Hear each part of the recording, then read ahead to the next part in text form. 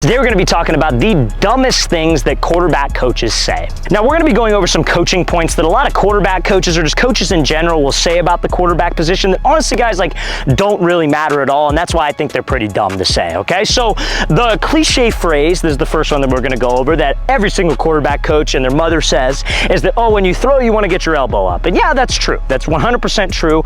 But as a quarterback, your elbow is not going to naturally go higher by you holding the football up by your ear. Because here's the problem. A lot of quarterbacks struggle with rotator cuff strength.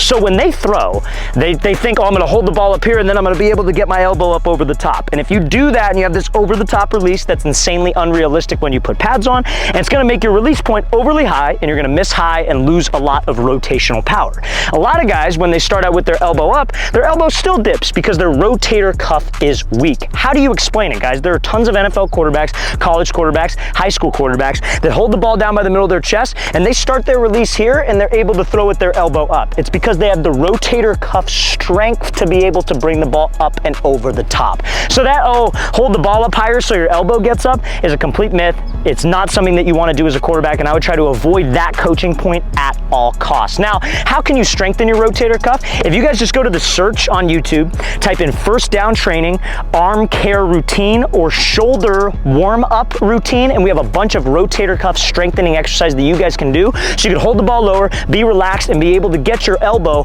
up and over when you throw. Now, fellas, if you're a quarterback watching this and you would like to train with myself and my staff of coaches this off-season, we're going to be coming out to 15 different cities across the U.S. for 2-day-long QB and wide receiver camps. So guys, check out that very first link in the description below if you're interested and if we are coming to a city near you. We'd love to have you there. We're going to be coming out to San Francisco, California, Orlando, Florida, Phoenix, Arizona, Charlotte, North Carolina, Austin, Texas. Then we'll be heading out to Las Vegas, Nevada, Seattle, Washington, Chicago, Illinois, Newark, New Jersey, Birmingham, Alabama, Houston, Texas, Boston, Massachusetts, Columbus, Ohio, Boise, Idaho, and finishing off our tour in Los Angeles, California. So guys, local to one of those cities, we'd love to have you there. Check out that very first link in the description below. Let's get back to this video. Now, the next dumb thing that I don't like the quarterback coaches say is, oh, you want to push off of your back foot for power. Guys, quarterbacks generate power from rotational force and something called torque. And I think, I'm hoping at least that more and more quarterbacks across the country are understanding this concept because of how the game and how the position is evolving. But there are still a lot of coaches out there that will say,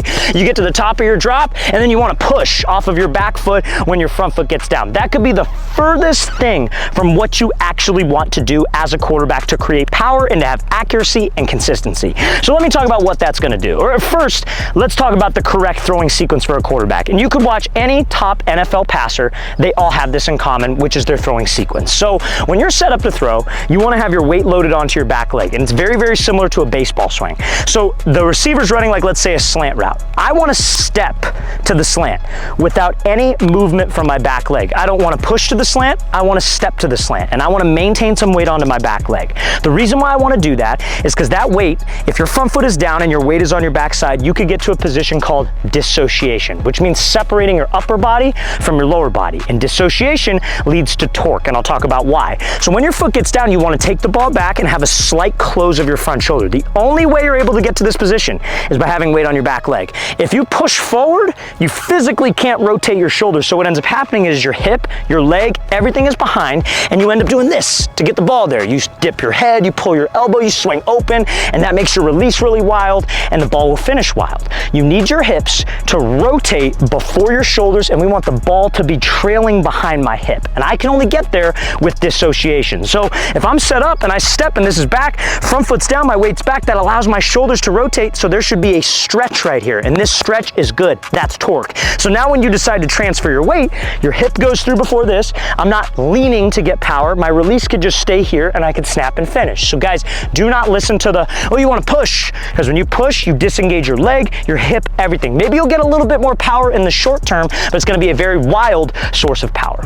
Now, the next dumb thing that I feel a lot of quarterback coaches overdo is the cliche, hey, you got to throw over the top, right? So what I mean by that is you're set up to throw, let's say you have a good throwing sequence, but coaches are like, you want to go right over the top. You want your release point to be insanely high over here, and you finish. Now, I don't think that it always has to be high.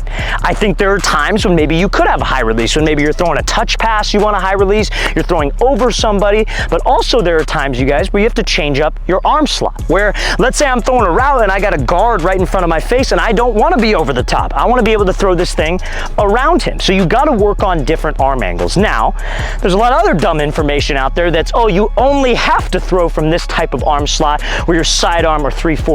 That is also not true, you guys. There are many different arm slots in the position of quarterback because there are many different situations that we are faced with. If I'm throwing a deep ball and I'm trying to do this and throw sidearm, guys, it's going to be the most wild throw you've ever done in your life. If you're throwing around a guard and you're over the top like this, he's going to bat the ball down or you're going to miss insanely high. You need to work on all situations. So with my quarterbacks that I train, you know, let's say we're just warming up, I'm not messing with the arm slot too much. I'm more so worried about their hip mechanics, like in the last explanation we did.